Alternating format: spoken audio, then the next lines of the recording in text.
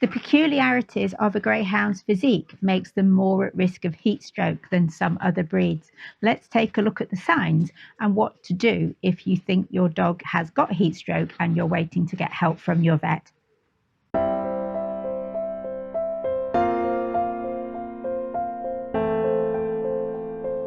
Welcome back, and as you can see for this video we have Floppy here with us. Let's hope he lasts right through to the end. Some of the differences between greyhounds and other breeds make them more likely to struggle in hot weather, and I shared a video on coping with hot weather recently, so do look for the link for that in the description.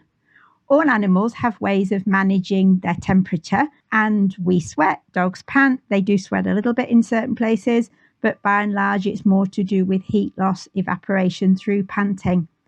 If we don't have enough fluid in the body, we can get dehydration, and I have a separate video on dehydration which I've linked in the description as well. And coping with hot weather is something that is always a struggle if you have a greyhound. So if you want to have a look at those other videos, do check out the links in the description. And while you're here, why not subscribe to see our other content, and so we can stay in touch. If overheating goes too far, the core temperature of the body rises to a point where the creature can't cool themselves. That applies to us as well as our dogs. And if that happens, it can morph into something more serious, into heat stroke, and it does need prompt intervention to help support your dog if that is happening. Now, their normal body temperature is around 101 to 102.5 Fahrenheit, which is 38 to 39.2 Celsius, slightly higher than our body temperature. And the safe range for the body temperature is really quite small. If it gets even as high as 104 Fahrenheit or 40 Celsius, it's classed as a fever and needs veterinary care. So whilst the body temperature is at those levels, it's manageable. If it goes above that, it can be quite dangerous. And it's useful to have a canine thermometer in your first aid kit, as that can be useful if you can be giving the vet the temperature if you are needing to contact them to ask for help. It's something you can buy over the counter in a pet store or online, really quite cheap and very easy to use. If you have one like this, it covers the temperatures that your dog will need. So it's slightly different to a human one. You do need a doggy one. It measures their internal body temperature, so it's more accurate than trying to assess the temperature from outside the body. Knowing the signs of overheating is crucial to keeping your greyhound safe in warm weather. And here are some of the things you might need to look out for. You can see AJ here is panting. This is normal sort of panting, but if the panting becomes faster than normal, that is a concerning sign. And the sides of the mouth would draw back. You get kind of wrinkles in this area here. And again, that is one of the signs. And it might be counterintuitive that they should drool when they're overheating, but they can do that. So excessive drooling is something to look out for, as well as changes in the colour of their tongue, their gums and their skin. If it gets more extreme, they may become disorientated, they might walk in a shaky, wobbly manner, and they may even collapse or have vomiting or diarrhea. So these are when it's getting much more extreme.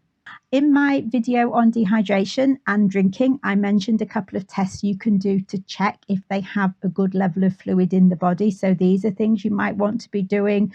And again, that's information you could share with the vet when you ring them. But heat stroke is a medical emergency. So if you suspect your dog is suffering from this, then it's important to act fast. It used to be suggested that you contact the vet straight away, you get them to the vet immediately. However, advice now is that you start treating the dog at home to begin to cool them down and get them to the vet once that cooling process has started. So what should you actually do if you need to try and help a dog that you think has got heat stroke? First of all, move them to somewhere cooler, out of the sun, somewhere shady, preferably somewhere with a draft or a breeze. Rather than trying to get them to drink, which can be tricky because if they're busy panting, they're not going to want to drink anyway, it's better to use any liquid that you have to try and cool their coat. Cool is better than icy cold, because if it's really cold, it's going to constrict the blood vessels on the surface in the skin, and that will direct the heat back into the body. The blood won't be flowing to the skin. We need the blood flow to the skin so the heat that blood carries can be lost from the body through the skin. If the blood vessels constrict, then this is going to limit the blood in the surface, and that heat will go back deeper into the body. So once you've begun to cool them down, contact the vet, or if there is more than one person, then one of you, of course, can be contacting the vet while other people are starting to cool the dog down. When it comes to cooling the dog, it's best to focus on cooling the body's organs, as these are at risk of damage from heat stroke. So it can help to cool them by standing them in cool water rather than pouring water onto the back of them.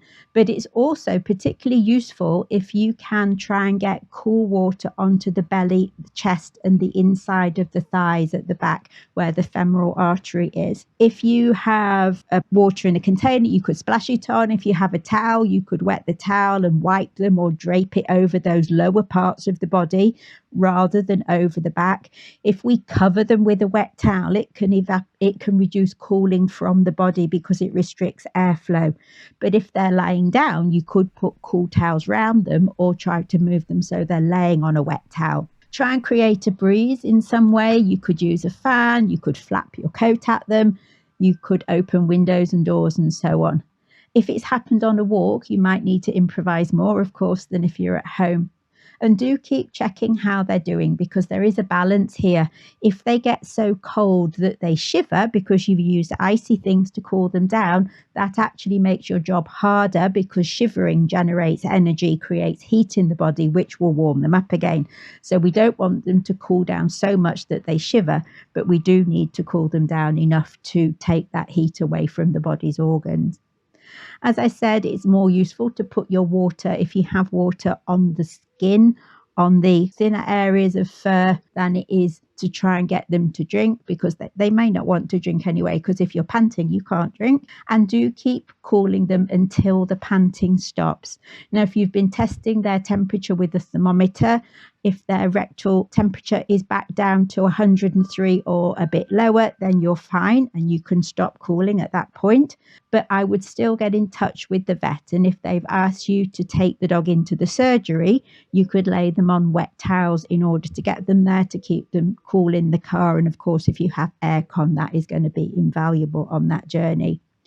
Even if they've cooled down, it's still worth getting them checked out, because there can be lasting damage to the organs from that period of overheating that you're not going to be able to see from observing the dog from the outside.